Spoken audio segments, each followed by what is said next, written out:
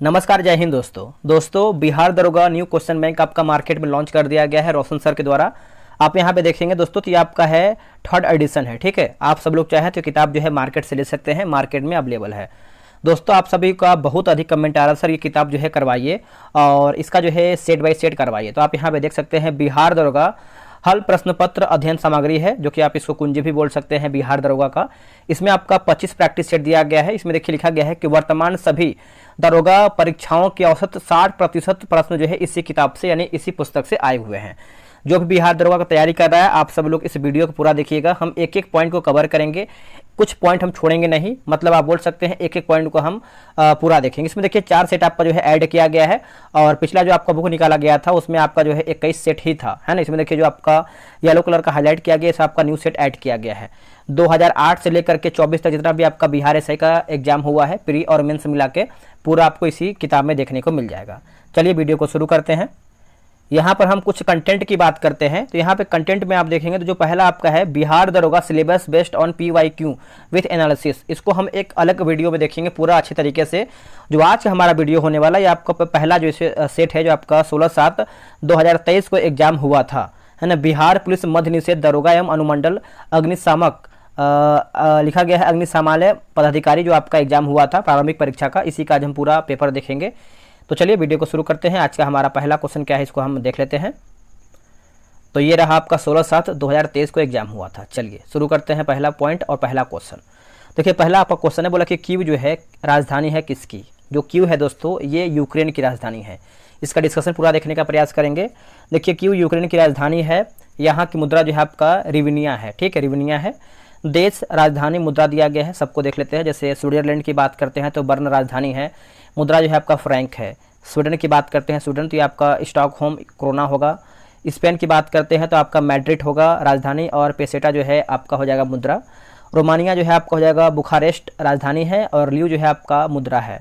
Hungary जो है आपका राजधानी हंगरी का बुडापेस्ट होगा और जो आपका मुद्रा है फ्लोरेंट है, ठीक है। नेक्स्ट क्वेश्चन, 1857 के विद्रोह के दौरान जगदीशपुर में इसका नेतृत्व किसके द्वारा किया गया था।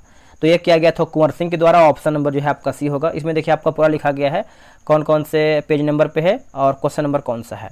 इसका डिस्कशन देखेंगे तो देखिए 1857 के विद्रोह के दौरान जगदीशपुर में इसका नेतृत्व कुंवर सिंह के द्वारा किया गया था, जो आरा के पास जगदीशपुर के एक तबाह और असंतुष्ट जमींदार थे। बोला कि स्पष्ट आकाश नीला दिखाई देता है क्योंकि, तो आंसर आपका हो जाएगा ऑप्शन नंबर सी होगा। बैगनी और नीला प्रकाश अन्य सभी रंगों के प्रकाश की तुलना में वायुमंडल द्वारा अधिक प्रकीर्णित होते हैं। आंसर आपका सी सही होगा। देखिए स्पष्ट आकाश नीला दिखाई देता है क्योंकि बैगनी और नीला प्रकाश अन्य सभी रंगों के प्रकाश की तुलना में वायुमंडल द्वारा अधिक प्रकीर्णित होते हैं। वायुमंडल में वायु के अणु तथा अन्य सूक्ष्म कणों का साइज दृश्य प्रकाश के तरंगों के प्रकाश की अपेक्षा नीले वर्ण की ओर से कम तरंगदैर्घ्य के प्रकाश की प्रकीर्णित करने में अधिक प्रभावी होता है। लाल वर्ण के प्रकाश के तरंगदैर्घ्य नीले प्रकाश की अपेक्षा लगभग 1.8 है ना गुनी है। अतः जब सूर्य का प्रकाश वायुमंडल से गुजरता है तो वायु के सूक्ष्म कण लाल रंग की अपेक्षा नीले रंग को अधिक प्रबलता से प्रकीर्ण जो है करते हैं। प्रकीर्णित है ना, प्रकीर्णित नीला प्रकाश हमारे नेत्रों में प्रवेश करता है। यदि पृथ्वी पर वायुमंडल न होता तो कोई प्रकीर्णन नहीं हो पाता, तब आकाश काला प्रतीत होता। काला रंग कुहरे या फिर धुएं से सबसे कम प्रकीर्ण होता है, इसलिए यह दूर से देखने पर भी लाल रंग का दिखलाई देता है। अतः खतरे के संकेत यानी सिग्नल का प्रकाश जो है लाल रंग का होता है। बैगनी और नीला रंग के लिए प्रकाश का प्रकीर्णन जो है सर्वाधिक होता है तथा लाल रंग के प्रकाश का प्रकीर्णन जो है न्यूनतम होता है। क्वेश्चन नंबर 4 देखेंगे। मतलब कि हिमालयी भालू तथा विशाल पांडा किन जातियों का उदाहरण है, किन जातियों का उदाहरण है। तो ये आपको हो जाएगा सुमेक जातियां हो जाएगा। ऑप्शन नंबर डी सही होगा। देखिए IUCN के आंकड़ा के अनुसार हिमालयी भालू तथा विशाल पांडा सुमेक जातियों का उदाहरण है, ठीक है। सुमेक की बात करते हैं तो जिस प्रजाति की वनों में संकटग्रस्त हो जाने की संभावना हो और यदि प्रजाति की संख्या में 10 वर्षों में 50% से अधिक की कमी दर्ज की गई हो, उसे जो है सुमेक प्रजाति के अंतर्गत आती है।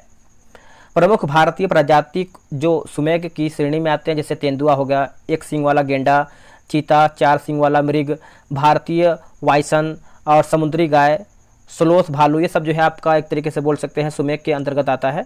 संकटग्रस्त की बात करते हैं, देखिए ऐसी प्रजाति का वनों से विलुप्त होने का खतरा बना होता है। इसमें वयस्क सदस्यों की संख्या केवल 250 या उससे कम शेष रहती है, जैसे संगाई हिरन, संगाई हो जाएगा, हिरन होगा, शेर जैसी पूँछ वाला बंदर, मकाक बंदर, है ना, तो आप इसको समझ सकते हैं मकाक बंदर, नीलगिरी ताहर, हिम तेंदुआ, गंगा डॉल्फिन, लाल पांडा और पेंगोलिन, ये सब जो है आपका संकटग्रस्त के अंतर्गत आता है।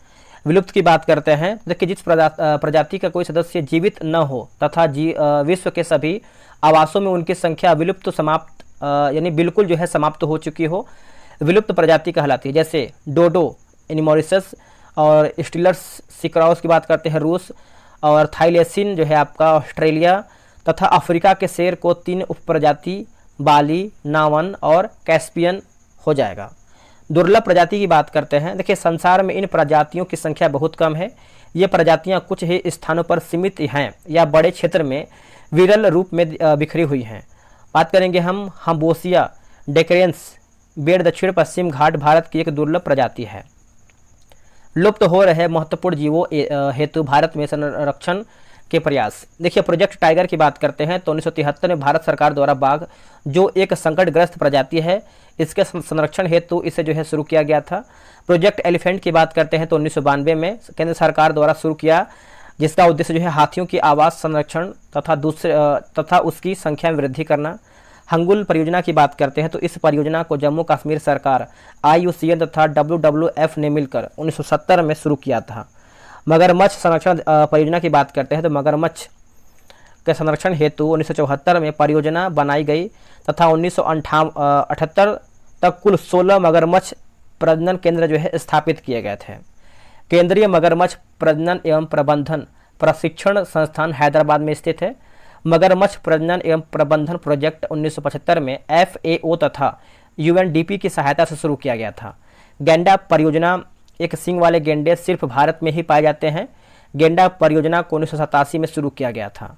गिर संरक्षण प्रोजेक्ट की बात करते हैं तो हरियाणा वन विभाग तथा बॉम्बे नेचुरल हिस्ट्री सोसाइटी के बीच 2006 में एक समझौता शुरू हुआ, जिसमें गिद्धों के संरक्षण का लक्ष्य रखा गया था। चलिए आगे हमारा क्या है, अगला पॉइंट देख लेते हैं। देखिए अगला पॉइंट है कि इस परियोजना को वर्ष 2025 तक विस्तारित करने के लिए पर्यावरण, वन और जलवायु परिवर्तन मंत्रालय ने गिर संरक्षण कार्य योजना 2020 से 25 का शुभारंभ किया। एशिया से समाप्त हो रहे गिद्धों के संरक्षण के लिए सेव कार्यक्रम चलाया गया। इसके तहत पशुओं को दी जाने वाली दवा जो कि डिक्लोफिनेक को प्रतिबंधित कर दिया गया। ठीक, अगला कि भारत में अधिकांश गिद्धों की मृत्यु जो है पशुओं को दी जाने वाली डिक्लोफिनेक दवा से होते हैं। जो मतलब डिक्लोफिनेक दवा जो है जैसे पशु को दिया जाता था ताकि वो मर जाए, और वही पशु को जो है गिद्ध लोग खाते थे, तो उससे जो है उन लोग का मृत्यु अधिक संख्या में होने लगा। नेक्स्ट है कि ये बोला कि हिम तेंदुआ परियोजना हिमालयी राज्यों में हिम तेंदुआ संरक्षण के लिए 2009 में प्रारंभ किया गया था। अगला क्वेश्चन है कि भारत की सबसे बड़ी नमक पानी की झील कौन सी है, तो ये आपका चिल्का झील हो जाएगा। ऑप्शन नंबर सी सही होगा, चिल्का झील। यह उत्तरी सरकार तट उड़ीसा में अवस्थित भारत की सबसे बड़ी लैगून एवं खारे पानी की झील है। यह रामसर आर्द्र भूमि सूची के अंतर्गत शामिल है। सांभर झील, देखिए राजस्थान भारत की सबसे बड़ी अंतः स्थलीय नमकीन झील है, सर्वाधिक लवणता वाली झील है। सोलर सेल बने होते हैं किसके, तो ये आपके अर्धचालक के होते हैं। ऑप्शन नंबर सी सही होगा। देखिए सोलर सेल अर्धचालक के बने होते हैं। सोलर सेल में मूल रूप से SCPN संधि होती है जो सौर विकिरण आपतित होने पर विद्युत वाहक बल उत्पन्न करती है। इनको बनाने के लिए सिलिकॉन का प्रयोग किया जाता है। सौर सेल एक PN जंक्शन डायोड है जो सौर ऊर्जा को सीधे विद्युत ऊर्जा में रूपांतरित करता है। यह प्रकाश विद्युत प्रभाव के सिद्धांत पर कार्य करता है। प्रकाश का प्रत्येक अवशोषित प्रोटॉन यानी फोटॉन एक इलेक्ट्रॉन और एक छिद्र उत्पन्न करता है। वास्तव में संयोजकता का एक इलेक्ट्रॉन फोटॉन की ऊर्जा प्राप्त कर चालक पट्टी में पहुंच जाता है, जिससे जो है संयोजकता पट्टी कहा जाता है। आगे है कि यहाँ पर देखेंगे तो जिससे संयोजकता में एक छिद्र उत्पन्न हो जाता है। इस प्रक्रिया में उत्पन्न विद्युत क्षेत्र इलेक्ट्रॉन को N क्षेत्र की ओर और छिद्रों को P क्षेत्र की ओर ले जाता है। अतः जंक्शन के दोनों सतहों पर विपरीत आवेश उत्पन्न होते हैं और इन सतहों के बीच एक विद्युत वाहक बल स्थापित हो जाता है। यह विद्युत वाहक बल बाह्य परिपथ में विद्युत धारा स्थापित करता है। ऐसे पदार्थ जिनकी विद्युत चालकता चालक एवं अचालक पदार्थों के बीच होती है अर्धचालक कहलाते हैं। आगे है जैसे देखेंगे तो आपका सिलिकॉन और जर्मेनियम होगा। नेक्स्ट क्वेश्चन है कि द्वितीय विश्व युद्ध में धुरी राष्ट्रों में निम्न में से कौन सा देश शामिल नहीं था? कौन सा देश इसमें आपका शामिल नहीं था? तो देखिए ऑप्शन आपके सामने है। तो देखिए आंसर आपका हो जाएगा ब्रिटेन आपका शामिल नहीं था, बाकी जापान, जर्मनी और इटली आपका शामिल था।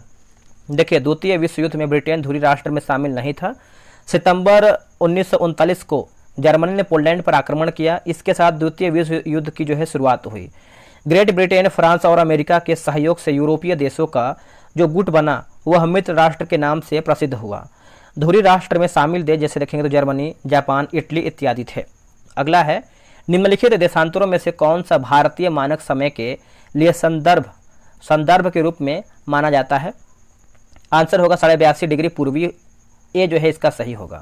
देखिए 82.5 डिग्री पूरब यानी पूर्वी देशांतर रेखा को भारतीय मानक समय के निर्धारण हेतु मानक यामोत्तर माना गया है, जो कि उत्तर प्रदेश के मिर्जापुर, कुछ स्रोतों में इसे जो है इलाहाबाद के नैनी को भी बताया गया है, से होकर गुजरता है। भारत का मानक समय कुल जो है 5 राज्य से होकर गुजरता है, जिसमें से आपका उत्तर प्रदेश, मध्य प्रदेश, छत्तीसगढ़, उड़ीसा और आंध्र प्रदेश, पांचों का आप अच्छे से याद रखिएगा। अगला है बोला कि वधवागम शब्द का कौन सा संधि विच्छेद है?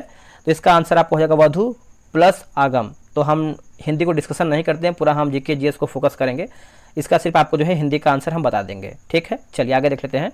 अगला है कि 4.2 सेंटीमीटर त्रिज्या वाले धातु के एक गोले को पिघलाकर 6 सेंटीमीटर त्रिज्या वाले एक बेलन के रूप में ढाला जाता है। जो बेलन की ऊंचाई क्या है? तो ये आपका 2.74 सेंटीमीटर हो जाएगा। ऑप्शन नंबर बी सही होगा। बिहार में पहली बार राष्ट्रपति जो शासन है कब लगाया गया था? देखिए बिहार में पहली बार राष्ट्रपति शासन देखेंगे तो ये आपका 1968 में लगाया गया था। ये जो है सही उत्तर होगा। देखिए बिहार में पहली बार राष्ट्रपति शासन 29 जून 1968 को लगाया गया था, जो 26 फरवरी 1969 ईस्वी तक रहा। उस समय बिहार के मुख्यमंत्री कौन थे? तो भोला पासवान शास्त्री थे। उस समय राष्ट्रपति डॉक्टर जाकिर हुसैन एवं बिहार के राज्यपाल नित्यानंद कानूनगो थे। बिहार में अब कुल 8 बार जो है राष्ट्रपति शासन लग चुका है। अंतिम बार राष्ट्रपति शासन की बात करते हैं 7 मार्च 2005 से 24 नवंबर 2005 तक लगा हुआ था। आगे हमारा है प्रधानमंत्री पीवीटीजी विकास मिशन डैश के विकास से संबंधित है। किसके विकास से संबंधित है?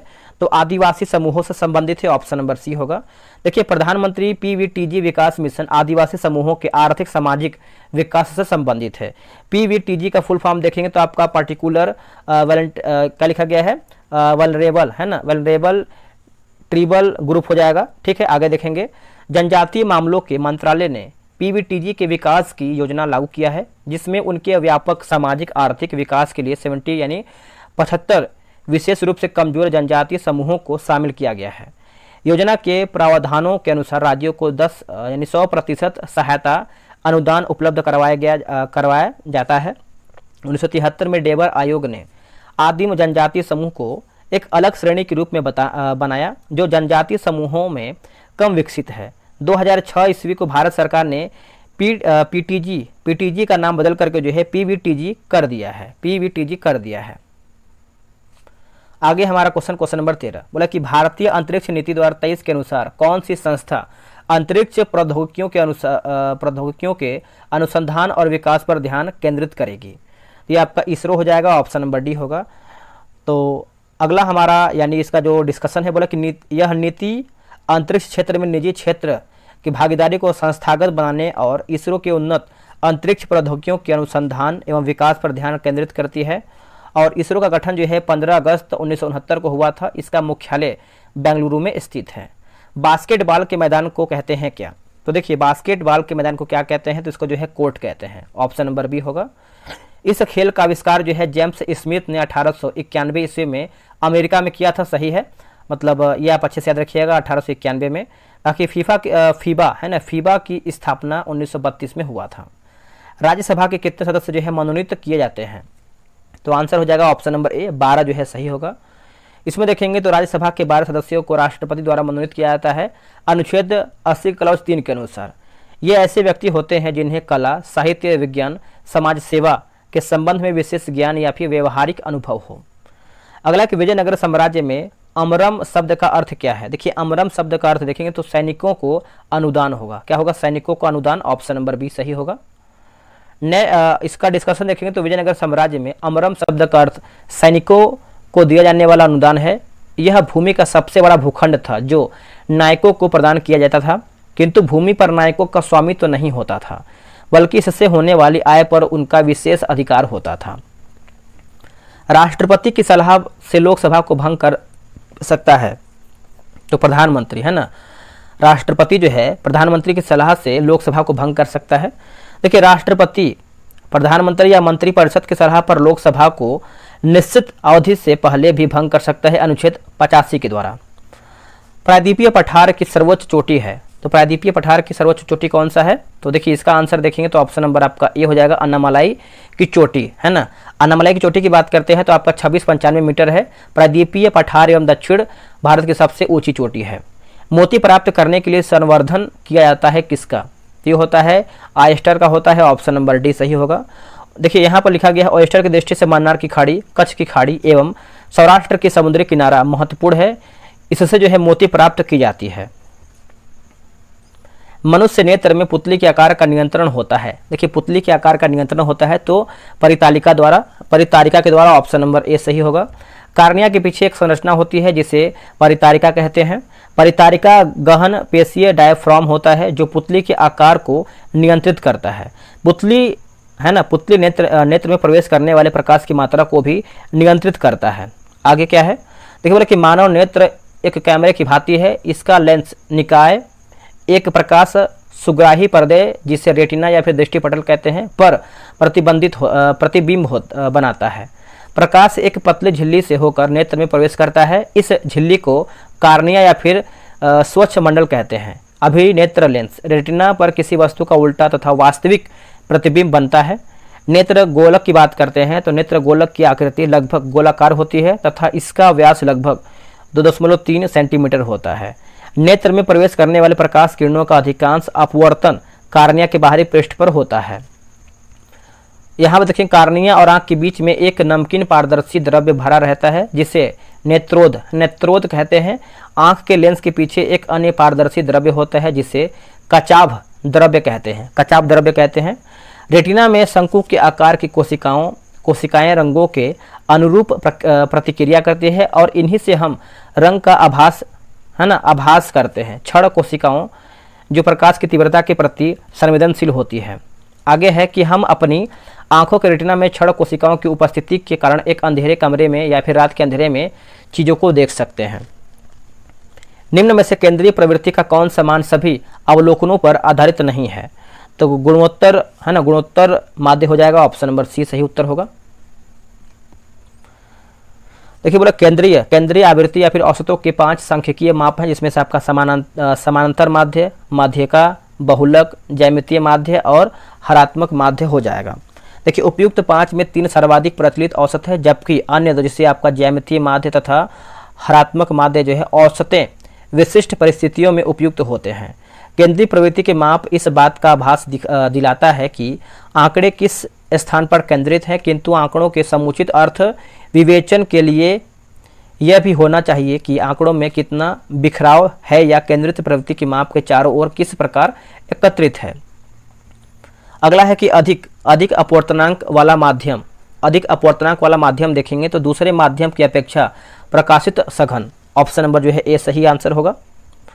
देखिए बोला कि विरल माध्यम में प्रकाश की चाल सघन माध्यम की अपेक्षा अधिक होती है, अतः विरल माध्यम में सघन माध्यम में गमन करने वाली प्रकाश की विकिरण धीमी हो जाती है तथा अभिलंब की ओर झुक जाती है। जब यह सघन से विरल माध्यम में गमन करती है तो इसकी चाल बढ़ जाती है तथा यह अभिलंब से दूर हट जाती है। अगला कि सतलुज तथा काली नदी के मध्य हिमालय जाना जाता है, तो यह आपको हो जाएगा कुमायूं हिमालय हो जाएगा। आंसर जो है आपका यहाँ पर बी सही होगा। देखिए सतलुज, है ना, सतलुज तथा काली नदी के मध्य हिमालय को कुमायूं हिमालय के नाम से जाना जाता है। नदी घाटियों के आधार पर सर सिडनी बुराड द्वारा हिमालय पर्वतीय प्रदेशों का निम्न 4 प्रादेशिक विभाजन है। अब यहाँ पर देखिए पंजाब की बात करते हैं, प्रादेशिक विभाजन, लंबाई जो है 560 किलोमीटर। विस्तार की बात करते हैं तो सिंधु एवं सतलज नदियाँ के मध्य। कुमायूं की बात करते हैं तो 320 किलोमीटर सतलज एवं काली नदियों के मध्य। नेपाल जो है आपका 800 किलोमीटर काली एवं तीस्ता नदियों के मध्य। असम हिमालय की बात करते हैं 720 किलोमीटर तीस्ता एवं दिहांग नदियों के मध्य। सरकार द्वारा अवरोधों अथवा प्रतिबंधों को हटाना कहलाता है क्या? इसको जो है उदारीकरण कहते हैं। क्या कहते हैं? उदारीकरण। ऑप्शन नंबर डी होगा। देखिए, उदारीकरण विभिन्न प्रतिबंधों को दूर कर अर्थव्यवस्था के विभिन्न क्षेत्रों को मुक्त करने की नीति है। अर्थात अर्थव्यवस्था को विभिन्न प्रकार की नियामकों तथा नियंत्रणों के संबंध में उदार होना है। यह मुख्यतः उद्योगों तथा अन्य आर्थिक क्रियाओं पर सरकारी नियंत्रण को समाप्त करने या कम करने से संबंधित है। निजीकरण। देखिए, निजीकरण की बात करते हैं तो सार्वजनिक क्षेत्र में पूंजी या प्रबंधन या दोनों में निजी क्षेत्र की भागीदारी बढ़ाना अथवा उन्हें निजी क्षेत्र को सौंप देने की निजीकरण कहते हैं, देना ही निजीकरण है। वैश्वीकरण की बात करते हैं, किसी अर्थव्यवस्था को विश्व अर्थव्यवस्था से जोड़ने की क्रिया को जो है वैश्वीकरण कहते हैं। हालांकि 1809 में फारसी में गिफ्ट टू मोनोथिस्ट किसने लिखा है? तो ये हो जाएगा राम मोहन राय। ऑप्शन नंबर सी सही होगा, राजा राम मोहन राय। पटना उच्च न्यायालय के वर्तमान में मुख्य न्यायाधीश कौन है? तो आंसर हो जाएगा के विनोद चंद्रन। ऑप्शन नंबर जो है बी होगा। के विनोद चंद्रन को नियुक्त किया गया 29 मार्च 2023 को इन्होंने जो है शपथ लिया है। हाल ही में विपर्जॉय खबरों में था, वह क्या है? दोस्तों, ये आपका चक्रवात है। क्या है? चक्रवात। खबरों में रहा विपर्जॉय एक चक्रवात था। यह अरब सागर तथा गुजरात के समुद्री तट से टकराया था। इसका नामकरण जो है बांग्लादेश द्वारा किया गया था। आगे हम देखेंगे, अगला आपका है, निम्नलिखित में से कौन सी ताप विद्युत परियोजना महाराष्ट्र में स्थित नहीं है? तो कहलगांव दोस्तों नहीं है, बाकी तिरोडा है, चंद्रपुर है और ट्राम्पे भी इसमें आपका शामिल है। यह भागलपुर बिहार में स्थित है। यह परियोजना एनटीपीसी के अधीन कोयला आधारित संयंत्र है। किसी वस्तु का चंद्रमा पर भार पृथ्वी पर उसके भार का डैश होता है? तो 1/8वां भाग होता है। 1/, आप यहाँ पर बोल सकते हैं, सॉरी माफ कीजिएगा, 6वां भाग लिखा गया, 1/6 है ना, तो 1/6 हो जाएगा। यहाँ पर देखिए लिखा गया है कि वस्तु का भार चंद्रमा पर यहाँ पर देखिए 1 और पृथ्वी का भाग जो है यहाँ पर 6। ठीक है, याद रखिएगा। पृथ्वी पर किसी वस्तु का भार वह बल है जिससे पृथ्वी उस वस्तु को अपनी ओर आकर्षित करती है। चंद्रमा पर किसी वस्तु का भार वह बल है जिससे जो है चंद्रमा उस वस्तु को आकर्षित करता है। ये बोला कि चंद्रमा पर किसी वस्तु का भार वह बल है जिससे चंद्रमा उस वस्तु को आकर्षित करता है। चंद्रमा का द्रव्यमान पृथ्वी की अपेक्षा कम है, इस कारण चंद्रमा वस्तुओं पर कम आकर्षण जो है बल लगाता है। चंद्रमा पर लोलक घड़ी को ले जाने पर उसका आवर्तकाल बढ़ जाएगा, क्योंकि चंद्रमा पर जी का मान पृथ्वी से जी के मान का 1/6 गुना है। यहाँ देखिए खगोलीय पिंड पृथ्वी, चंद्रमा और द्रव्यमान केजी और त्रिज्या के बारे में दिया गया है। तो पृथ्वी का देखेंगे तो आपका इतना है, यानी 5.98 × 10⁻24। चंद्रमा की बात करते हैं 7.36 × 10⁻22 दिया गया है। पानी का क्वथनांक सेल्सियस में होता है। पानी का क्वथनांक आप देखेंगे तो आपका 100 डिग्री सेल्सियस हो जाएगा। ऑप्शन नंबर ए सही होगा। वायुमंडलीय दाब पर वह तापमान जिस पर द्रव्य जो है उबलने लगता है, इसे इसका क्वथनांक कहते हैं। क्वथनांक समष्टि गुण है। द्रव्य के सभी कणों को इतनी ऊर्जा मिल जाती है कि वे वाष्प में बदल जाते हैं। जल के लिए यह तापमान देखेंगे तो आपका 373 केल्विन 100 यहाँ पर डिग्री सेल्सियस बराबर 273 + 100 और बराबर 373 केल्विन होगा। रिवर्स रेपो रेट में वृद्धि। देखिए रिवर्स रेपो रेट में वृद्धि आप देखेंगे तो देखिए तरलता घटाती है, घटाती है। ऑप्शन नंबर जो है बी सही होगा। रिवर्स रेपो दर वह दर है जो भारतीय रिजर्व बैंक अपने ग्राहकों को उनसे लिए गए अल्पकालिक ऋणों पर प्रदान करता है। रिवर्स रेपो दर का प्रयोग आरबीआई द्वारा वाणिज्यिक बैंकों से अल्पकालिक ऋण लेकर जो है अर्थव्यवस्था से तरलता को निकालने या कम करने के लिए किया जाता है। रिवर्स रेपो दर में वृद्धि का प्रभाव देखिए, वाणिज्य बैंकों के पास पूंजी की कमी होगी, बाजार में तरलता में कमी होगी, परिणाम स्वरूप ब्याज दरों में वृद्धि होगा। अर्थव्यवस्था में तरलता में कमी होगी, उपभोग व्यय एवं निवेश व्यय में गिरावट अर्थात समग्र मांग में कमी होगा। मुद्रास्फीति नियंत्रण यानी वस्तुओं एवं सेवाओं की कीमतों में कमी। गागर में सागर का भरना मुहावरे का अर्थ क्या है? तो ये आपको हो जाएगा थोड़े शब्दों में अधिक कहना। हिंदी पे हम डिस्कशन नहीं करेंगे, बाकी आगे हम देख लेते हैं जीके जीएस। बाकी धुआंधार प्रपात का संबंध निम्नलिखित में से किस नदी से है? दोस्तों ये आपको हो जाएगा नर्मदा हो जाएगा। ऑप्शन नंबर डी होगा। जलप्रपात देखिए, जब नदी का जल किसी स्थान पर खड़े ढाल यानी क्लिफ के ऊपरी भाग से अत्यधिक तीव्र गति से नीचे की ओर गिरता है तो उससे जलप्रपात कहते हैं। क्या कहते हैं? जलप्रपात। भारत के अधिकांश जलप्रपात पठारी प्रदेशों में पाए जाते हैं क्योंकि यहाँ की भू आकृति अत्यधिक ऊंची नीची तथा शैल कठोर है। धुआंधार जलप्रपात नर्मदा नदी पर स्थित है जो मध्य प्रदेश के राज्य के जबलपुर जिले में है। दुग्धधारा और कपिलधारा जलप्रपात भी नर्मदा नदी पर स्थित हैं। इसमें कुछ देखिए मैथ पे क्वेश्चन दिया गया है तो आप मैथ इसको आराम से बना लीजिएगा, वैसे हम पूरा जीके जीएससी देखेंगे। गुरु दक्षिणा शब्द में कौन सा समास है? दोस्तों ये आपको हो जाएगा तत्पुरुष समास है, ऑप्शन नंबर बी सही होगा, तत्पुरुष समास हो जाएगा। बोला कि सिनेमेटोग्राफी संशोधन विधेयक 2023 का मुख्य उद्देश्य क्या है? देखिए बोला कि पायरेटेड फिल्म कंटेंट को रोकना व आयु अनुसार रेटिंग सुनिश्चित करना। तो आंसर आपका जो है सी होगा। इस विधेयक की घोषणा सूचना और प्रसारण मंत्री अनुराग ठाकुर ने किया था। निम्न में से किसका उपयोग जो है कांच पर लिखने के लिए किया जाता है? तो हाइड्रोजन फ्लोराइड हो जाएगा, ऑप्शन नंबर सी होगा, हाइड्रोजन फ्लोराइड। देखिए कांच पर नक्काशी करने के लिए हाइड्रोजन फ्लोराइड का उपयोग होता है। इसका अन्य नाम देखेंगे तो आपका फ्लोरोहाइड्रिक और हाइड्रोफ्लोरिक तथा हाइड्रोनियम फ्लोराइड है। यह जल में हाइड्रोजन का विलयन है। हाइड्रोजन फ्लोराइड की बात कर लेते हैं तो हाइड्रोजन फ्लोराइड यानी हाइड्रोजन फ्लोराइड का निर्माण HF में हाइड्रोजन आबंध होता है। इस कारण जो है इसके क्वथनांक एवं गलनांक के मान असामान्यतः उच्च पाया जाता है। HF में हाइड्रोजन आबंध को निम्न रूप में प्रदर्शित कर सकते हैं। HF एक निर्बल अम्ल है जो P के पावर के मान से स्पष्ट है। इसको आगे हम देख लेंगे, आगे हम देख लेते हैं क्वेश्चन क्या है। 1915 में भारत लौटने के बाद गांधी जी ने डैश की तरह कपड़े पहनने का निर्णय लिया। देखिए यहाँ पर देखेंगे तो 1915 में भारत लौटने के बाद गांधी जी ने काठियावाड़ी किसान की तरह कपड़े पहनने का निर्णय लिया। 1921 में जाकर उन्होंने वह छोटी धोती धारण की जिसे वे आजीवन पहनते रहे। ठीक है, याद रखिएगा। मध्यकाल में सामंत को उसका लॉर्ड जो जमीन देता था वह डैश कहलाती थी। ये आपका फीफ हो जाएगा, ऑप्शन नंबर जो है बी होगा, फीफ। निम्न में से कौन सा मिश्रण नहीं है? मिश्रण दोस्तों नहीं है।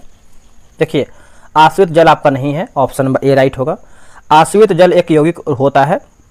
यौगिक एक पदार्थ होता है जो 2 या 2 से अधिक तत्वों के नियत अनुपात में रासायनिक तौर पर संयोजन से बनता है, जैसे जल, मीथेन, चीनी, नमक आदि। मिश्रण उस पदार्थ को कहा जाता है जो एक या एक से अधिक शुद्ध तत्व या यौगिक से मिलकर बना होता है। किसी पदार्थ को अन्य प्रकार के तत्वों में भौतिक प्रक्रम द्वारा पृथक नहीं किया सकता है। जल में घुले हुए सोडियम क्लोराइड को वाष्पीकरण या आसवन विधि द्वारा जो है जल से पृथक किया जा सकता है। भौतिक विधि के द्वारा जो है इसके रासायनिक अवयवों के पृथक नहीं किया सकता है। इसकी प्रकार चीनी एवं प्रकाश है क्योंकि यह एक ही प्रकार का शुद्ध अवयव रखता है। किसी भी स्रोत से प्राप्त होने वाले किसी एक पदार्थ के अभिलक्षित गुण एक समान होते हैं, कहते हैं। ऑप्शन नंबर जो है 41 का डी सही होगा। देखिए किसी अर्थव्यवस्था में एक वित्तीय वर्ष में उत्पादित सभी वस्तुओं एवं सेवाओं का अंतिम मौद्रिक मूल्य उसका सकल घरेलू उत्पाद कहलाता है, GDP।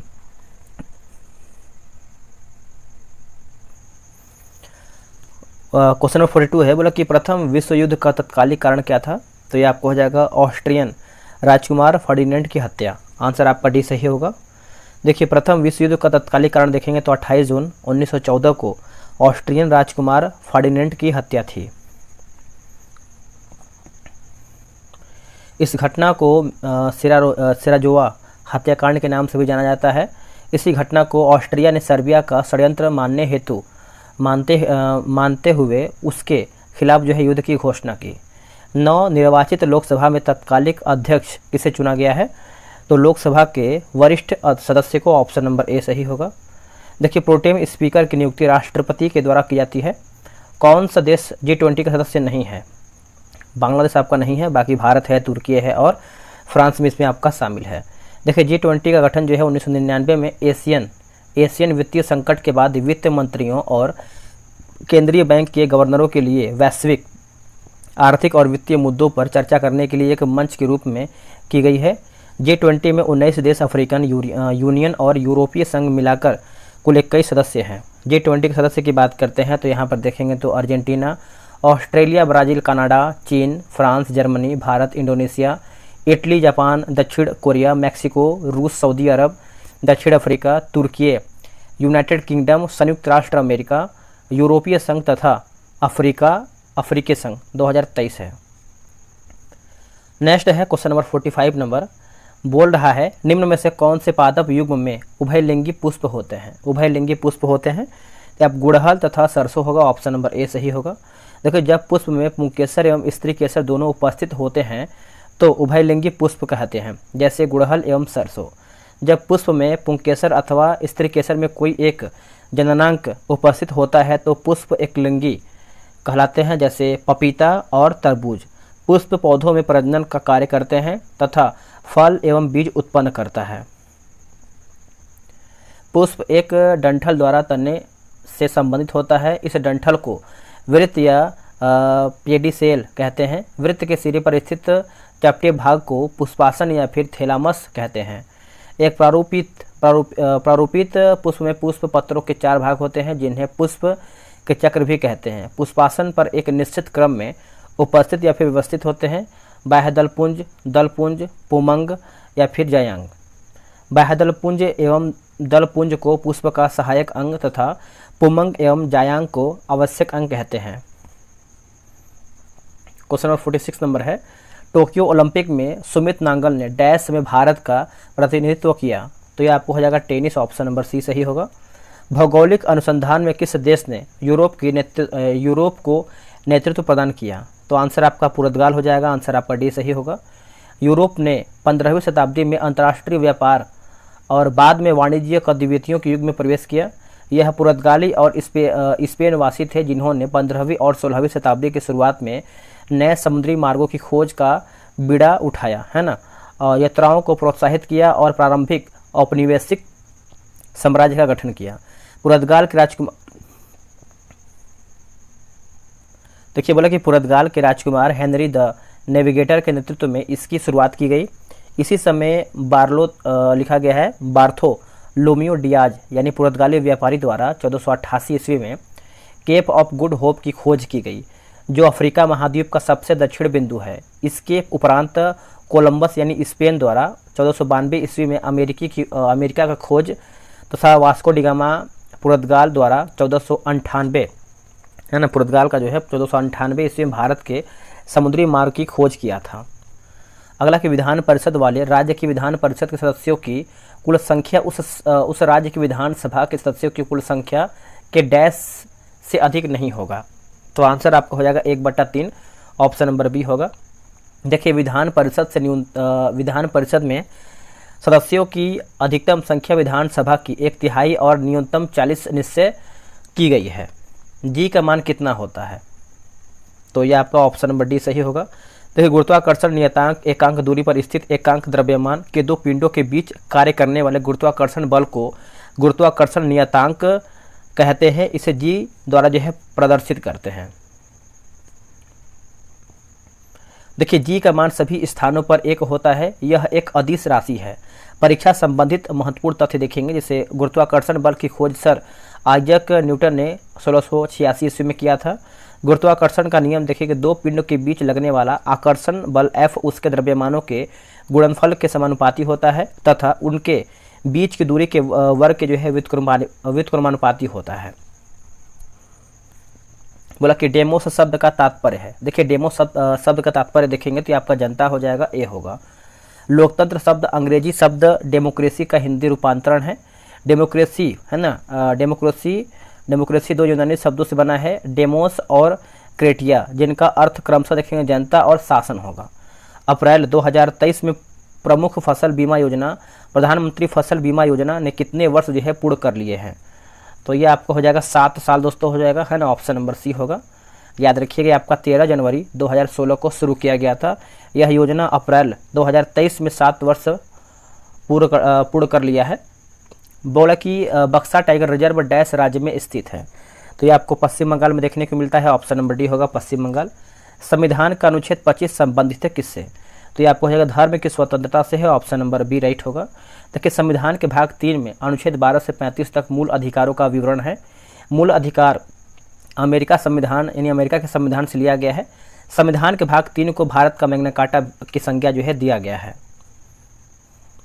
बोला कि नामीब मरुस्थल स्थित है, तो ये कहाँ पर देखने को मिलता है, तो ये आपको अफ्रीका में देखने को मिलता है। ऑप्शन नंबर ए होगा अफ्रीका। पुस्तक हिंद स्वराज निम्नलिखित में से किसके द्वारा लिखी गई है, तो ये आपको हो जाएगा आंसर महात्मा गांधी। ए जो है सही होगा महात्मा गांधी। 1909 में महात्मा गांधी ने हिंद स्वराज की रचना किया था। यह मूल रूप से गुजराती भाषा में लिखा गया है। वर्तमान में केंद्रीय सत्कर्ता आयुक्त कौन है, तो दोस्तों ये है पी के श्रीवास्तव। पी के श्रीवास्तव ऑप्शन नंबर ए होगा। केंद्रीय सत्कर्ता आयोग केंद्र सरकार में भ्रष्टाचार रोकने के लिए एक प्रमुख संस्था है। संस्थानक समिति की सिफारिश पर सन 1964 ईस्वी में केंद्र सरकार द्वारा पारित एक प्रस्ताव के अंतर्गत इसका गठन हुआ था। संसद के दोनों सदनों के संयुक्त बैठक के लिए गणपूर्ति चाहिए। देखिए गणपूर्ति आप सभी को पता है, दोनों है ना, दोनों सदनों की कुल संख्या सदस्य की बात करते हैं तो 1/10 सही आंसर होगा ऑप्शन नंबर सी। देखिए कोरम या गणपूर्ति सदस्यों की न्यूनतम संख्या जिनकी उपस्थिति से सदन का कार्य संपादित होता है। यह प्रत्येक सदन में पीठासीन अधिकारी समेत कुल सदस्यों का 10वां हिस्सा होता है।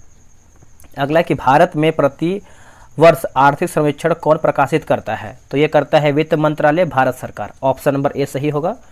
इसमें अर्थव्यवस्था के मुख्य घटकों जैसे महंगाई दर, बुनियादी ढांचे, कृषि और विदेशी मुद्रा भंडार जैसे प्रमुख क्षेत्रों में रुझानों का विस्तृत विवरण दिया गया। इसके साथ ही आर्थिक सर्वेक्षण में देश के मामले मौजूद आर्थिक चुनौतियों के बारे में बताया गया है। आप याद रखिएगा, आपका मैथ का क्वेश्चन है। नेक्स्ट क्वेश्चन है क्वेश्चन नंबर 60। बोले कि संसाधन जो वर्षों के उपभोग में समाप्त हो जाते हैं उन्हें कहते हैं क्या, दोस्तों उन्हें जो है हम अनवीकरणीय करते हैं, कहते हैं बी जो है सही होगा। देखिए जिन संसाधनों को एक बार उपयोग करने के बाद पुनः उपयोग या उन्हें बदला नहीं जा सकता उसे जो है अनवीकरणीय संसाधन कहते हैं। अनवीकरणीय ऊर्जा संसाधन पर्यावरण के अनुकूल नहीं होते हैं, जैसे कोयला, तेल, परमाणु ऊर्जा, पेट्रोलियम आदि अनवीकरणीय संसाधन है। नवीकरणीय ऊर्जा संसाधन में सौर ऊर्जा, पवन ऊर्जा, ज्वारीय ऊर्जा, भूतापीय ऊर्जा आदि को शामिल किया गया है। जीवों के परिरक्षित अवशेष कहलाते हैं क्या, इसको दोस्तों हम जो है जीवाश्म कहते हैं। क्या कहते हैं, जीवाश्म। ऑप्शन नंबर जो है ए होगा जीवाश्म। जीवाश्म की बात करते हैं तो देखिए सामान्यतः जीव की मृत्यु के बाद उसके शरीर का अपघटन हो जाता है तथा वह समाप्त हो जाता है, परंतु कभी कभी जीव अथवा उसके कुछ भाग ऐसे वातावरण में चले जाते हैं जिसके कारण इनका अपघटन पूरी तरह से नहीं हो पाता है, उसको जीवाश्म कहते हैं। उदाहरण स्वरूप यदि कोई मृत कीट गर्म मिट्टी में सूख कर कठोर हो जाए तथा उसमें कीट के शरीर की छाप सुरक्षित रह जाए, जीव के इस प्रकार के परिरक्षित अवशेष ही जीवाश्म कहलाते हैं। जीवाश्म कितने पुराने हैं, इस बात के आकलन करने के लिए 2 घटक हैं, सापेक्ष तथा फॉसिल डेटिंग। जीवाश्म के परत दर परत वर्षों तक अधिक दब जाने के कारण जो है चट्टान बनते हैं। चट्टान जीवाश्म युक्त और जीवाश्म रहित दोनों प्रकार के होते हैं। बाबू जगजीवन राम छात्रावास योजना का संबंध डैश विद्यार्थियों के लिए छात्रावास निर्माण से है, तो ये आपको हो जाएगा एससी हो जाएगा। ऑप्शन नंबर देखेंगे तो बी सही होगा। देखिए यह योजना दोस्तों देखेंगे तो यह योजना लड़कियों के लिए 1961 से 66 के बीच चला था। यह 1989-90 से लड़कियों के लिए शुरू किया गया था तथा इसे 2008 एवं 2018 में संशोधित किया गया था। आगे हमारा क्वेश्चन है, कौन सी भारतीय कंपनी बहुराष्ट्रीय निगम नहीं है।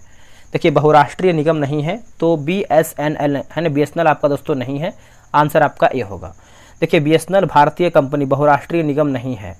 टाटा मोटर्स, रेनबैक्सी एवं एशियन पेंट्स ये सभी भारतीय कंपनियां बहुराष्ट्रीय निगम हैं। देखिए बहुराष्ट्रीय निगम की बात करते हैं तो बहुराष्ट्रीय निगम वे कंपनियां हैं जो अपने देश के साथ अन्य देशों में भी कार्य करती हैं और अपनी शाखाओं, सहायक कंपनियों आदि के नेटवर्क के माध्यम से अपना व्यवसाय संचालित करती हैं। भारत की स्वदेशी लाइट कॉम्बैट एयरक्राफ्ट तेजस ने अपनी हथियार क्षमता के 5वीं जनरेशन की dash air to air combat missile को जोड़ा है, तो ये आपको हो जाएगा पाइथन 5 होगा। ऑप्शन नंबर बी होगा, option number B Python 5। Bihar के कौन से राज्यपाल भारत के राष्ट्रपति बने थे, आंसर होगा Ramnath Kovind. Option number D होगा। देखिए रामनाथ कोविंद भारत के राष्ट्रपति बनने से पहले बिहार के राज्यपाल अगस्त 2015 से 2017 तक रहे थे।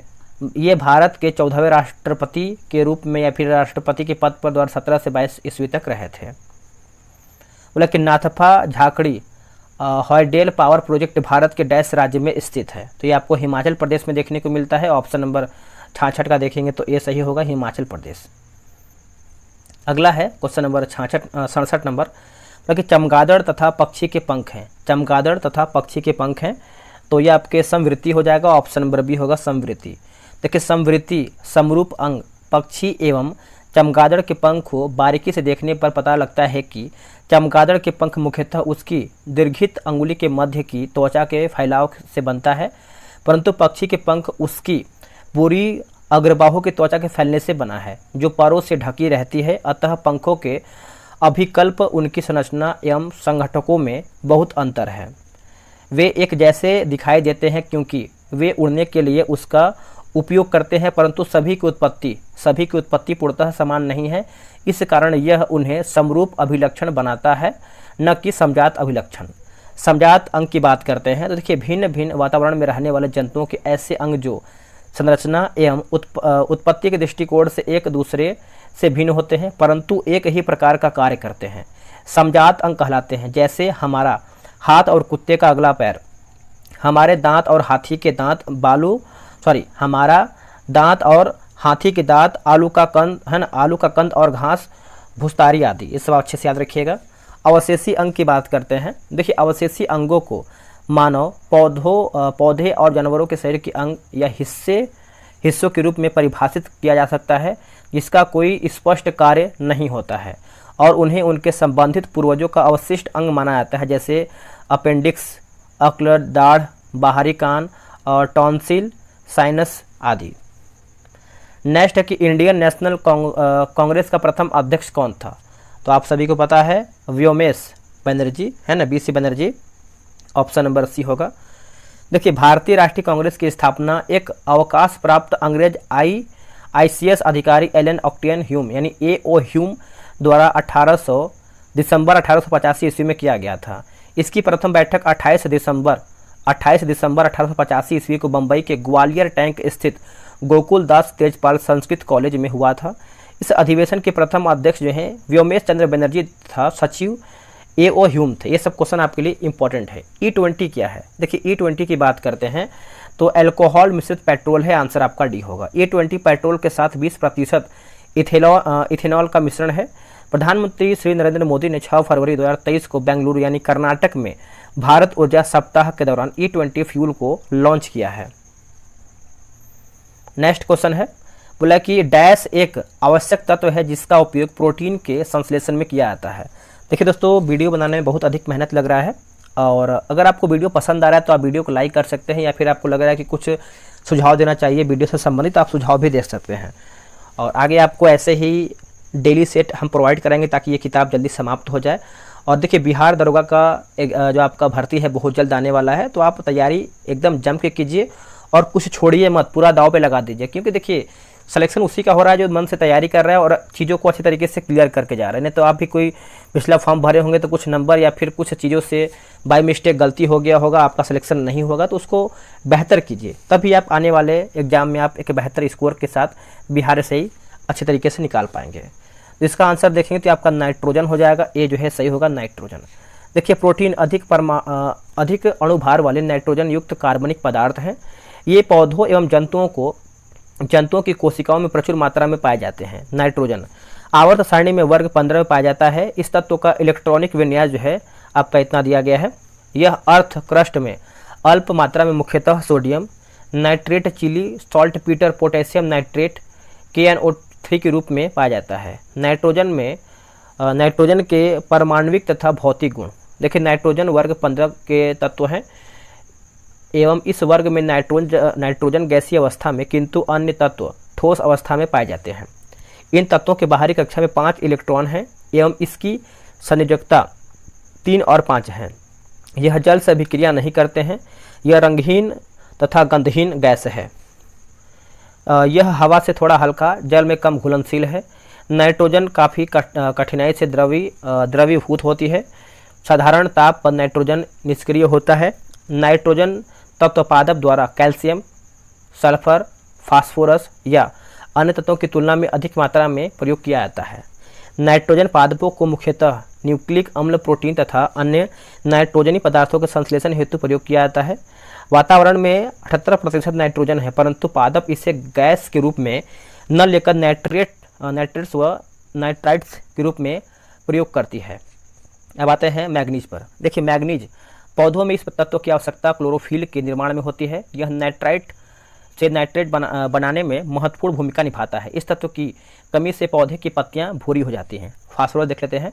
यह तत्व न्यूक्लिक अम्ल एवं फास्फोलिपिड पदार्थों में पाया जाता है। कोशिकाओं के निर्माण, बीजों के निर्माण एवं फसलों की परिपक्वता में महत्वपूर्ण भूमिका निभाता है। जिंक, इस तत्व की कमी से पौधों की लंबाई में वृद्धि रुक जाती है एवं पौधे बौने हो जाते हैं। यह जो है इंडोल एसिटिक अम्ल के संश्लेषण में उपयोग होता है। सल्फर, यह तत्व पौधों के प्रोटीन तथा जीवद्रव्य के निर्माण में मुख्य भूमिका निभाता है। इस तत्व की कमी होने से पेड़ों एवं पौधों की पत्तियां जो है पीली हो जाती हैं। यह दलहनी फसलों की जड़ों में गांठों के निर्माण में मदद करता है। पोटेशियम की बात करते हैं। देखिए, पोटेशियम पौधों की वृद्धि में पोटेशियम तत्व की महत्वपूर्ण भूमिका होती है। इसकी कमी से पत्तियों पर अंगमारी हो जाता है, जिससे प्रोटीन संश्लेषण की क्रिया में रुकावट होती है। कैल्शियम, यह डीएनए तथा आरएनए को प्रोटीन में संयुक्त करने, क्रोमोसोम के निर्माण में वसा संश्लेषण, कार्बोहाइड्रेट एवं एमिनो अम्ल के परिवहन में सहायक होता है। अंतर्राष्ट्रीय शांति दिवस कब मनाया जाता है? देखिए, अंतर्राष्ट्रीय शांति दिवस देखेंगे तो 21 सितंबर को मनाते हैं। ऑप्शन नंबर ए होगा। विश्व गठिया दिवस जो है 12 अक्टूबर को, विश्व शौचालय दिवस जो है 19 नवंबर को, भारतीय नौसेना दिवस जो है 4 दिसंबर को मनाते हैं। बड़े स्क्रीन पर जेम्स बॉन्ड की भूमिका निभाने वाले प्रथम अभिनेता कौन थे? तो ये हैं Sean Connery. Option number A होगा। शॉन कॉनरी ने डॉक्टर नो 1962 में बड़े पर्दे पर पहले जेम्स बॉन्ड की भूमिका निभाई थी। इयान फ्लेमिंग द्वारा निर्मित बॉन्ड श्रृंखला दुनिया भर में सिनेमाई रोमांच के लिए जो है स्वर्ण मानक बनी हुई है। भारतीय संविधान का कौन सा अनुच्छेद सर्वोच्च न्यायालय के बारे में है? तो दोस्तों, ये आपका अनुच्छेद 124 हो जाएगा। ऑप्शन नंबर बी राइट होगा। सर्वोच्च न्यायालय से संबंधित प्रावधान संविधान के भाग 5 के अध्याय 4 के अनुच्छेद 124 से 147 तक वर्णित है। इन अनुच्छेदों में सर्वोच्च न्यायालय के गठन, स्वतंत्रता, न्याय क्षेत्र, शक्तियां आदि का उल्लेख है। आईपीएल 2023 की विजेता टीम कौन सी है? इसका आंसर हो जाएगा Chennai super king. Option number जो है आपका बी सही आंसर होगा।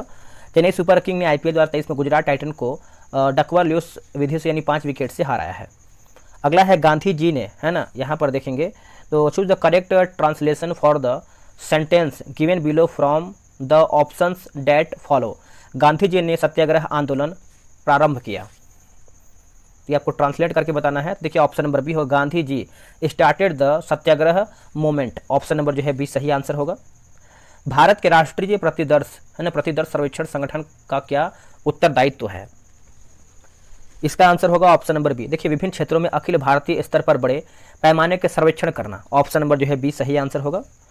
बोला कि NSSO एक राष्ट्रव्यापी संस्था है। इसकी स्थापना 1950 में देश के आंकड़ों, संबंधित आवश्यकताएं पूरी करने और राष्ट्रीय आय तथा अन्य संबंधित आंकड़ों का अनुमान लगाने के लिए एवं बड़े पैमाने पर सर्वे करने के उद्देश्य से किया है। भारत सरकार का प्रथम लॉ ऑफिसर है। प्रथम लॉ ऑफिसर की बात करते हैं तो अटॉर्नी जनरल हो जाएगा। ऑप्शन नंबर सी सही होगा। संविधान के अनुच्छेद 76 के अनुसार महान्यायवादी के पद का प्रावधान किया गया है। महान्यायवादी का कोई निश्चित कार्यकाल नहीं होता है। यह राष्ट्रपति के प्रसाद प्रयत्न पद धारण करता है। अगला है कि NVS-1 एक डैश है, तो यह आपका उपग्रह है। ऑप्शन नंबर डी होगा।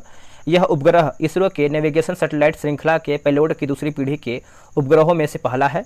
NVS-1 उपग्रह GSLV F12 व्हीकल का उपयोग करके 29 मई 2023 को सफलतापूर्वक लॉन्च किया गया है। अगला है कि बोस्कियाना गुलजार पर एक हिंदी पुस्तक किसके द्वारा संकलित की गई है? किसके द्वारा दोस्तों ये आपका संकलित किया गया है? तो देखिए, इसका आंसर देखेंगे तो ऑप्शन नंबर आपका यहाँ पर बी सही आंसर होगा। देखिए, बोस्कियाना गुलजार पर हिंदी पुस्तक यशवंत व्यास के द्वारा संकलित किया गया है। यह किताब गुलजार की फिल्मों, कविता, दर्शन, जीवन शैली और नापसंद के माध्यम से उनके जीवन को दर्शाता है। नेक्स्ट है नौजवान भारत सभा की स्थापना किसने की है? देखिए, नौजवान भारत सभा की स्थापना जो है भगत सिंह के द्वारा किया गया है। ऑप्शन नंबर ए सही होगा। और ये दोस्तों आपका 1926 ईस्वी में किया गया था। इनके अन्य सहयोगी संस्थापक सदस्य जो है छबिल दास और यशपाल थे। Film the correct from the verb he succeeded because he dash hard. तो इसका आंसर आपका यहाँ पे वर्कड हो जाएगा। ऑप्शन नंबर डी होगा। भारत में एक्सपोर्ट प्री पेनेडनेस इंडेक्स निर्यात तैयारी सूचकांक का प्रकाशन निम्नलिखित में से कौन करता है? तो ये आंसर आपका जो है नीति आयोग हो जाएगा। ये जो है सही उत्तर होगा नीति आयोग। देखिए नीति आयोग ने 17 जुलाई 2023 को तीसरा निर्यात तैयारी सूचकांक का रिपोर्ट जारी किया है। इस रिपोर्ट के अनुसार तमिलनाडु 80.89 अंक के साथ प्रथम स्थान पर एवं 78.20 अंक के साथ महाराष्ट्र दूसरे स्थान पर और 76 यानी 76.36 अंक के साथ कर्नाटक तीसरे स्थान पर है। तापमान के एसआई इकाई क्या है? देखिए तापमान का एसआई इकाई आप देखेंगे तो ऑप्शन नंबर आपका क्या होगा? केल्विन हो जाएगा। आंसर आपका जो है यहाँ पर ए राइट होगा। कुछ यहाँ पर हम पैमाना के बारे में हम बात कर लेते हैं। जैसे यहाँ पर देखिए दिया गया है सेल्सियस पैमाना जो है, इस पैमाने पर जल का क्वथनांक को 100 डिग्री सेल्सियस तथा हिमांक को 0 डिग्री सेल्सियस दिया जाता है। केल्विन पैमाने की बात करते हैं, इस पर जल का क्वथनांक बिंदु 373.15 केल्विन तथा हिमांक बिंदु जो है 273.15 केल्विन किया जाता है। फ़ारेनहाइट पैमाना जो है, इस पर जल का क्वथनांक बिंदु 212 फ़ारेनहाइट हो जाएगा। हिमांक बिंदु जो है आपका 32 फ़ारेनहाइट पर लिया जाता है। चलिए नेक्स्ट हम देखेंगे केबुल लामजाओ राष्ट्रीय उद्यान स्थित है। केबुल लामजाओ राष्ट्रीय उद्यान देखेंगे तो आपको मणिपुर में देखने को मिलता है। ऑप्शन नंबर बी राइट होगा मणिपुर। यह विश्व का एकमात्र तैरता हुआ राष्ट्रीय उद्यान है। इस पर तैरते हुए द्वीप पाए जाते हैं जिन्हें स्थानीय भाषा में फुमदी कहते हैं। क्या कहते हैं? फुमदी। हालांकि प्रेरित विद्युत धारा की दिशा दी जाती है किसके द्वारा? दोस्तों ये आपको हो जाएगा फ्लेमिंग का दक्षिण हस्त नियम द्वारा। ऑप्शन नंबर जो है ए सही आंसर होगा। देखिए फ्लेमिंग के दाएं हाथ के नियम, यदि दाहिने हाथ के अंगूठा, तर्जनी और मध्यमा परस्पर समकोणीय इस प्रकार रखे गए हो तो तर्जनी चुंबकीय क्षेत्र की दिशा को संकेत करती हो, तो अंगूठा चालक की गति की दिशा में हो तो मध्यमा प्रेरित धारा की दिशा को संकेत करेगा। फ्लेमिंग के वाहस्त का नियम है ना, बायां हाथ की बात कर लेते हैं। यदि बायां हाथ की तर्जनी तथा अंगूठा को परस्पर समकोणीय इस प्रकार रखे गए हो तो तर्जनी चुंबकीय क्षेत्र की दिशा और मध्यमा चालक में प्रवाहित विद्युत धारा की दिशा की ओर संकेत करती हैं, तो अंगूठा चालक की गति की दिशा अथवा चालक पर आरोपित बल की दिशा की ओर जो है संकेत करेगा। अगला की बोला कि प्रत्यावर्ती धारा, वैसी धारा जिसका परिमाण एवं दिशा समय के साथ बदलती है प्रत्यावर्ती धारा कहलाती है। प्रत्यावर्ती धारा का पूरे चक्र में औसत मान जो है 0 होता है। दिश धारा की बात करते हैं तो वैसी धारा जो सिर्फ एक ही दिशा में प्रवाहित होती है दिश धारा कहलाती है। ये सब आराम से इसको पढ़ लीजिएगा। वैसे जो इंपॉर्टेंट फैक्ट उसको हम देख लेते हैं। देखिए भारत में मनरेगा कब लागू किया गया था? भारत में मनरेगा जो है कब लागू हुआ था? तो 2006 में लागू हुआ था। ऑप्शन नंबर आपका सी सही होगा। 2 फरवरी 2006 को लागू हुआ था। इसकी शुरुआत आंध्र प्रदेश के अनंतपुर जिले के जो कि बंदलापल्ली गांव से हुआ था। Choose the correct option every one sells he me peace maker है ना, पेस मेकर। तो इसको देखिए आपको पैसिव वॉइस में बताना है दोस्तों, पैसिव वॉइस में। इसका आंसर देखिए आपका सी हो जाएगा, he is called a pacemaker. Option number जो है आपका सी सही आंसर होगा। बोला कि आंख और उसके रोगों से संबंधित चिकित्सा शास्त्र की शाखा को क्या कहा जाता है?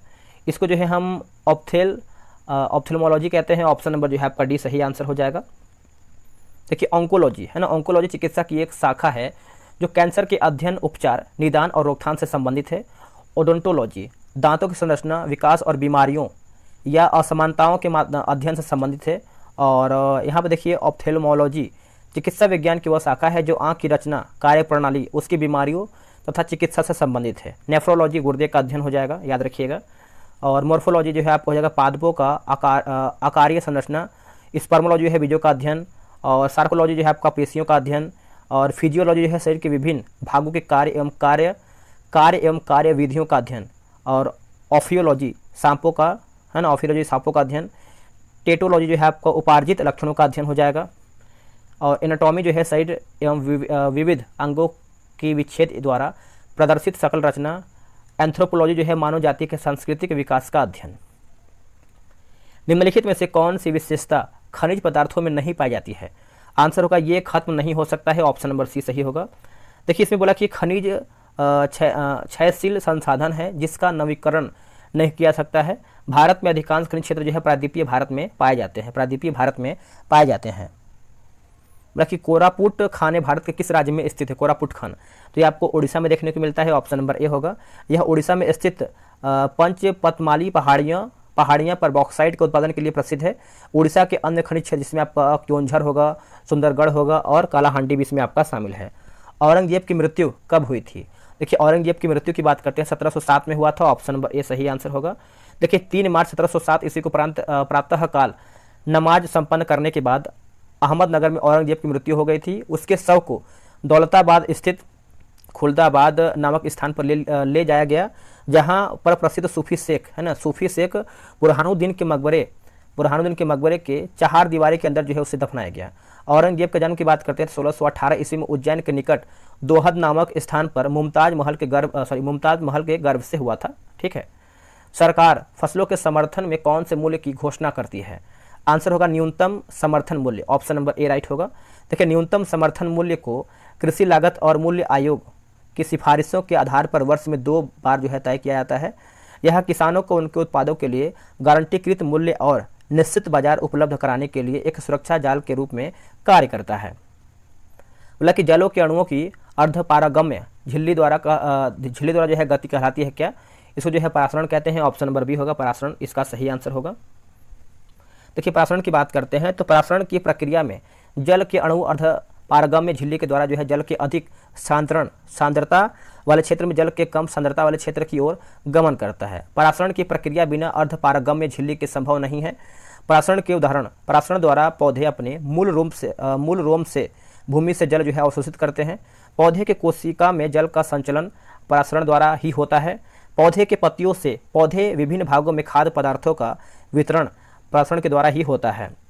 पत्तियों में पाए जाने वाले रंध्र के खुलने तथा बंद होने में परासरण की मुख्य भूमिका होती है। अगला है कि अति सुधो स्नो को मार्ग है जहां नेकु सयनप बांक नहीं। पंक्ति में रेखांकित शब्द का अर्थ क्या है? तो इसका आंसर हो जाएगा तनिक भी चतुराई, ऑप्शन नंबर बी राइट होगा। Choose the correct option. बोला कि dash they left early they would have reached by now. तो आंसर देखिए आपका हेड हो जाएगा बी जो है राइट होगा। अगला है कोइलवर है ना, कोइलवर पुल डैश पर स्थित है। तो दोस्तों ये आपको जो है सोन नदी पर देखने को मिलता है, ऑप्शन नंबर डी होगा। इस पुल का आधिकारिक नाम जो है अब्दुल बारी पुल है, जिसकी स्थापना 1856 ईस्वी में तथा परिचालक जो है 1862 ईस्वी में शुरू हुआ था। यह पटना तथा भोजपुर के बीच सड़क सह रेलमार्ग है, जिसकी लंबाई जो है 1440 मीटर है। अगला है कि आईपीएल 2023 में रॉयल चैलेंजर्स बेंगलोर का कप्तान कौन था? इसका आंसर आपको हो जाएगा फाफ डुप्लेसिस, ऑप्शन नंबर जो है सी सही होगा। देखिए 12 मार्च 2022 को पूर्व आरसीबी कप्तान विराट कोहली ने घोषणा किया है कि फाफ डुप्लेसिस को कमान सौंपेंगे, जो आरसीबी के नए कप्तान होंगे।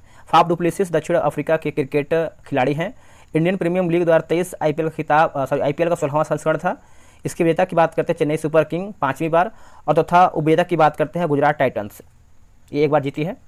अंतर्राष्ट्रीय जैव विविधता दिवस 2023 का थीम क्या था? देखिए from agreement to action build back biodiversity, option number जो है ए सही आंसर होगा। 22 मई को मनाया जाने वाला अंतर्राष्ट्रीय जैव विविधता दिवस पृथ्वी पर जीवन को बनाए रखने के लिए जैव विविधता के महत्व के बारे में जागरूकता बढ़ाता है। आखिरी क्वेश्चन है, गौतम बुद्ध ने धर्म चक्र परिवर्तन कहाँ से आरंभ किया था? तो ये आपको हो जाएगा सारनाथ, ऑप्शन नंबर ए सही होगा। महात्मा बुद्ध उरुवेला यानी वर्तमान बोधगया से सारनाथ आए।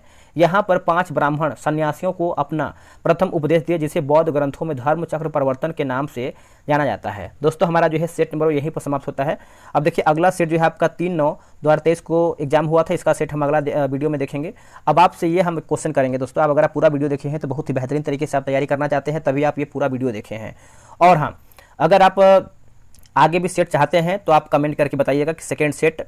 और दोस्तों वीडियो बनाने में बहुत अधिक मेहनत लगा है, आप वीडियो को लाइक कीजिएगा, और लगता है कि इस वीडियो के माध्यम से कोई तैयारी कर सकता है तो उनको भी वीडियो शेयर कीजिएगा, ताकि वो अपना रिवीजन करेंगे और बिहार दरोगा क्वेश्चन बैंक लगाएंगे। तो चलिए आज के लिए इतना ही। जय हिंद, जय भारत।